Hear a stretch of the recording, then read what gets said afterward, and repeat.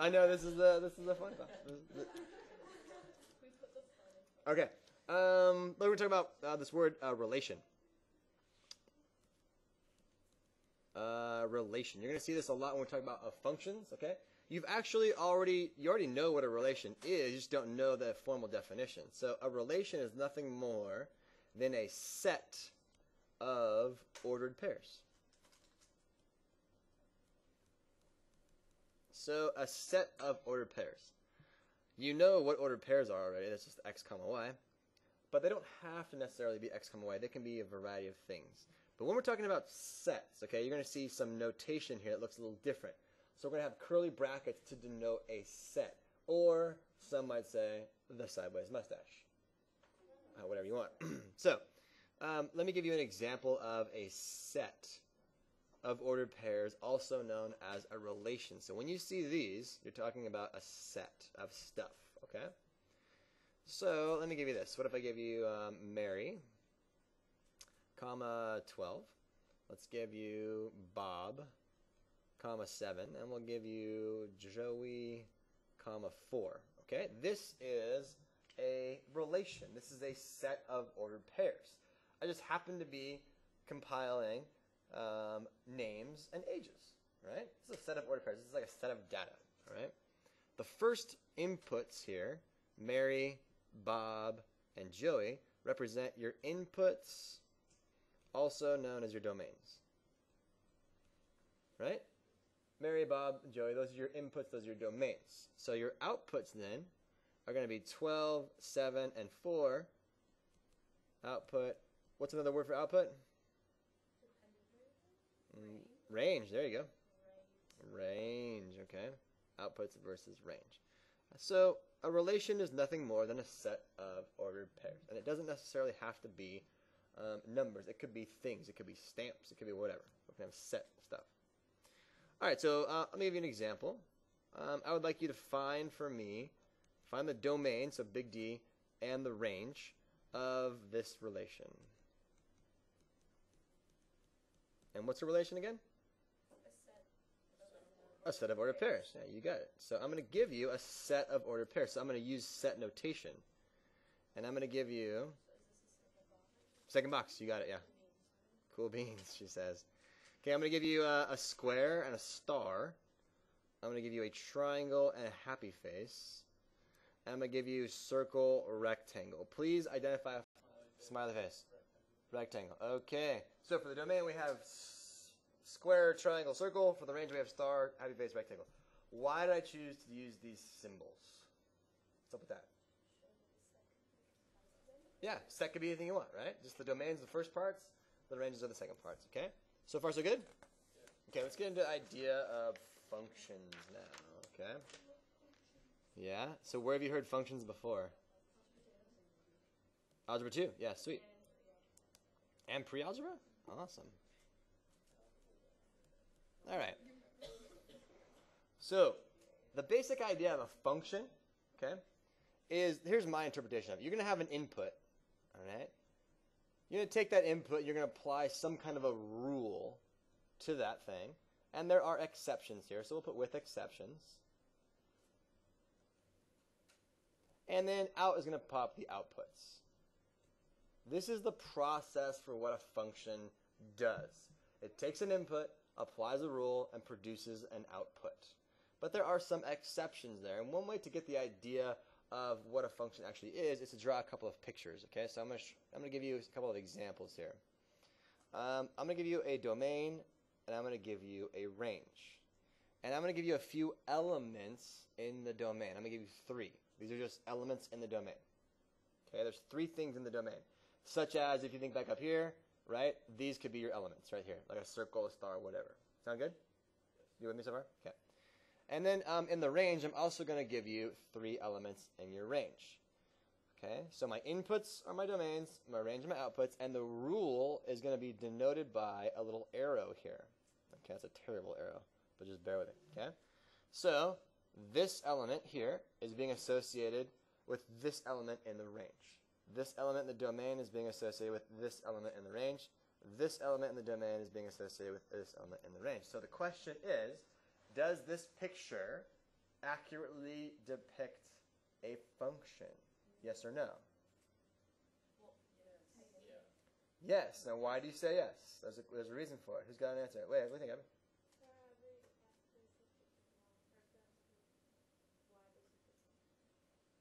Okay, you were like 99% there. What do you think? No same X produces a different Y. No same X produces a different Y. Anything else? Anybody else want to add to that? Yes. Okay. No same X produces different Y. One element in your range. Okay. And I would like you to think about whether or not this picture accurately represents a function. You're going to vote yes or no, and then you're going to back it up with why or why not. So think about it for 30 seconds. Talk to a neighbor. All right, let me give you another one. All right, let me give you this. Here's your domain. Here's your range. I'm going to offer for you 2 elements in your domain, and there's going to be 3 elements in the range. And the mapping goes as such. The first element gets mapped to this point and to this point. Third element gets mapped to that point. Does this picture represent a function? Yes or no? Why or why? No. We saw that we get 2 different outputs for my one input, so therefore it is no as not a function right there. Okay, let me give you one more, okay? And here's your domain, here's your range.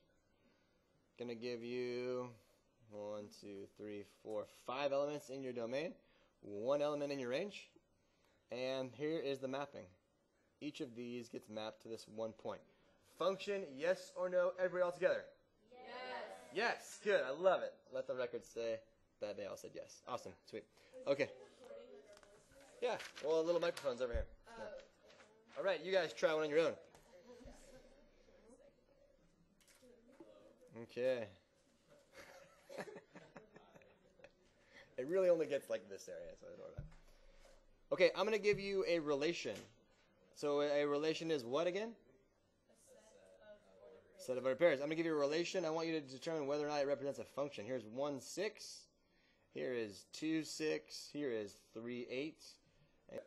Go ahead. It is because the X's don't repeat. So, like, does that, like, make sense? Yeah. So you're saying yes. Who agrees? Hands up if you agree. Hands up if you disagree. Hands up if you're not sure. You disagree? Or you're not sure? Okay, did anybody do this? Did anybody write down the domain? What would the domain be? 1, 2, 3, 4. What would the range be? 6, 8, 9. Right? I don't have to repeat it, right? It's the same element? Okay, so the mapping goes 1 goes to 6. Yeah. 2 goes to 6. 3 goes to 8. 4 goes to 9. Does that represent a function? Yes. So if you get lost or confused, check it out. Draw a picture, right? Look. You're confused right here. This is bothering you, I can tell, huh? 1 output for every input.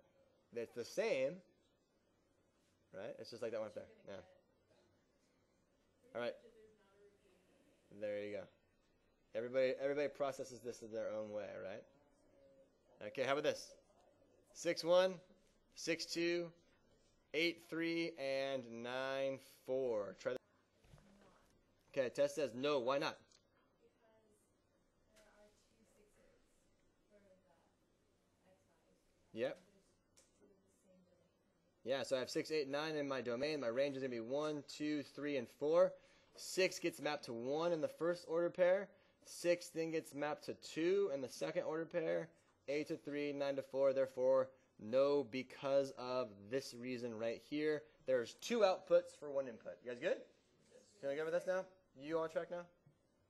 Yeah. All right, good. Let's talk about functions as equations.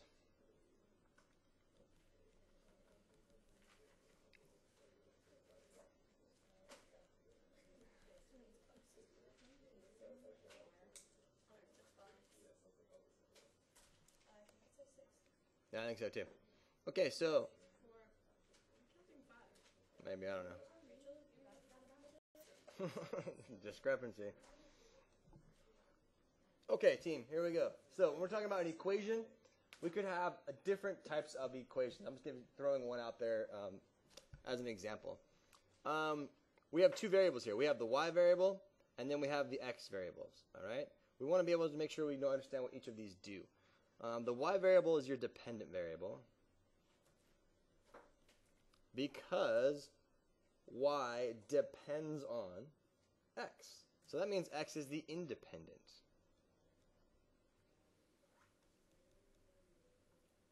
Independent variable. But it is to note here that not all equations are guaranteed to be functions. Some of them are, some of them aren't. All right? Not all of them are. So in this next idea here, you're going to be asked to determine if the equation defines, and this is a weird phrase, y as a function of x. Now let me tell you what that means, because when you read that, who knows what that means, right? What does that mean? Y as a function of x does determine if the equation defines y as a function of x. So here's what I want you to do when you see this phrase. I want you to think of something in your head. When you see this phrase, I want you to, in your head, say, solve for y, then interpret. Okay? That's what I want you to do. When you see that phrase, I want you to solve for y and then interpret. So what do I mean by that? Let me give you two examples and we'll do them side by side. Here's A, here's B. Alright, I'll move down a little bit. The first equation I'm going to give you is this. X squared plus y is 11. The next one is x squared plus y squared is 7. And the directions are going to say which one of these equations defines y as a function of x. So what are we going to do? We're going to solve for y and then interpret. So how would I solve this equation over here for y? What would I do? Solve for y. Yes. Yes. How do I solve for y? Y equals negative x squared plus 11. Yeah. So y is equal to negative x squared plus 11. Okay. Good. Now I've solved for y. Now you got to ask yourself this, okay? If I plug in an x value, am I going to get only one y value out? Yes, I am. Okay, this is a parabola, and parabolas that open up or down are considered functions. But there is no x value I can think of that when I plug it in, I'll get two different y values out. And I'll show you that over here on the left-hand side. So this one, yes, the answer is yes. This equation represents y as a function of x.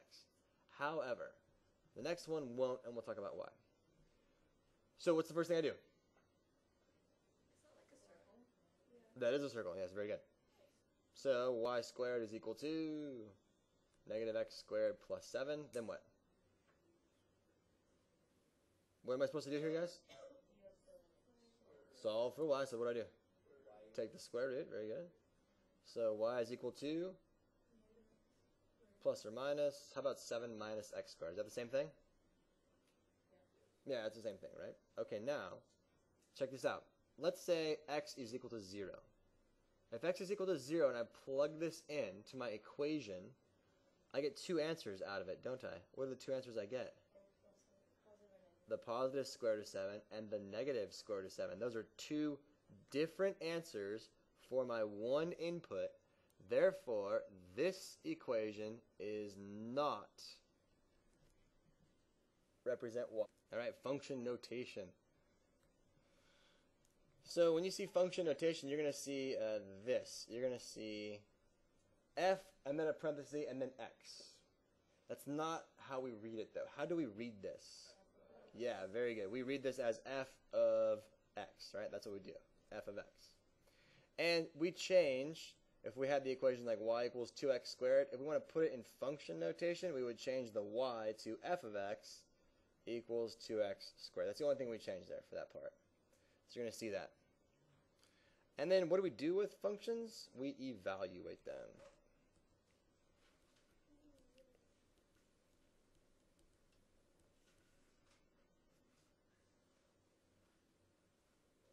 Okay, so I'm going to give you a function. Sure. So you need? You good? All right, cool. All right, so let's give you this function. F of x is equal to 2x squared plus 5. And I'm going to have you evaluate A, B, and C. All right? So let's evaluate f of 2. Let's evaluate f of x plus 1. And let's evaluate f of negative x. All right. What do I do with f of 2? Yeah, plug in 2, right? Yeah. Does everyone realize that this x out front here that I'm highlighting in yellow is the same as this x inside the equation? Those two things are the same. So if I want to figure out what f of 2 is, I'm going to go f of 2 is equal to 2 times 2 quantity squared and then plus 5. Notice I'm keeping whatever's out here inside my function right there. I think it helps me to highlight those so I know exactly what I'm doing, right? Okay, good. Help me out. What's 2 squared? 4 times 2? 8. 8 and 5, how much? So this is 13. So what is the ordered pair that's associated with this function? Very good. 2, 13. You see how those fit together? The input and the output? I put in a 2. I applied this rule, and out came a 13. You guys get it? Cool. Now, check this out. This is different. F of x plus 1. What do I do here? Very good. I'm just going to have 2 times x plus 1 quantity squared plus 5, right? So that's going to give me 2. What is x plus 1's all squared? Very good. X squared plus 2x plus 1, and then plus 5. That gives me 2x squared plus 4x plus 2, and then plus 5 when I distribute my 2.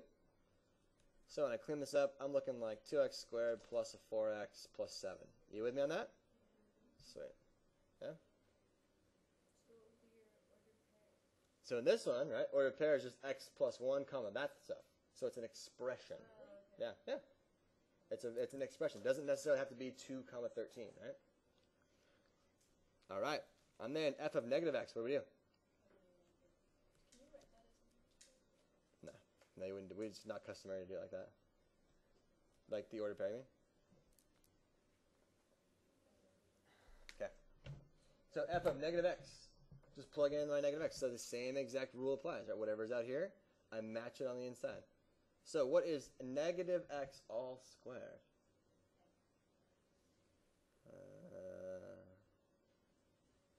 What's negative x times negative x? X squared. So this just becomes 2x squared plus 5. Hey, wait. That's exactly the same thing that we began with, isn't it? Whoa, that means something, but well, not today. That means something cool, but not today.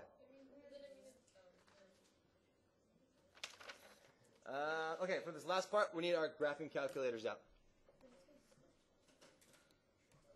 Last box is going to be on the calculator. On calculator.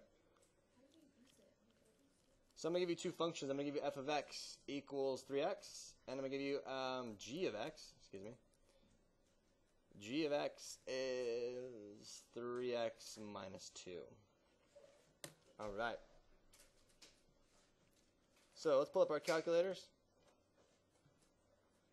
Here's mine. Turn it on.